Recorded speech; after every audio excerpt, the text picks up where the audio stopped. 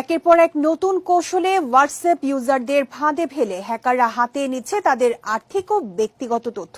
সম্প্রতি এমনই এক নতুন ফাঁদের খবর সামনে এসেছে। নিরীহ একটি ছবির মধ্যেই লুকিয়ে রয়েছে এই ফাঁদের আসল কৌশল। বিস্তারিত জানাচ্ছেন সৈয়দ নওশাদ।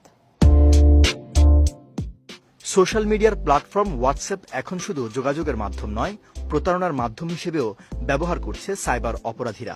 বিশেষজ্ঞদের মতে হোয়াটসঅ্যাপে এই ধরনের কৌশল অত্যন্ত বিপজ্জনক, কারণ এখানে কোনো লিঙ্কে ক্লিক, ওটিপি শেয়ার কিংবা অ্যাপ ডাউনলোডের মতো কোনো পুরনো ফাঁদের কৌশল নেই, বরং একটি ছবির মধ্যেই লুকিয়ে রয়েছে এই ফাঁদের আসল কৌশল।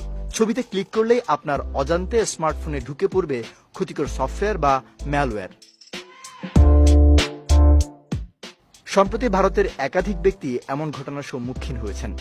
এক অজানা নম্বর থেকে হোয়াটসঅ্যাপে একটি ছবি আসে।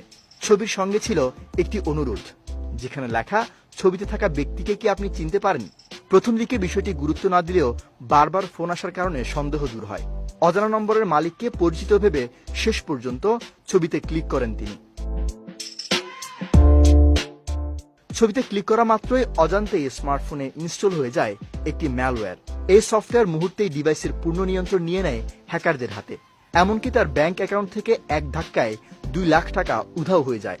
সাইবার বিশেষজ্ঞরা বলছেন এই পদ্ধতিতে ফাঁদে পড়া আরও সহজ, কারণ ইউজারদের কাছ থেকে কোনো ওটিপি, পাসওয়ার্ড বা ব্যাংক ডিটেলস চাইতে হয় না।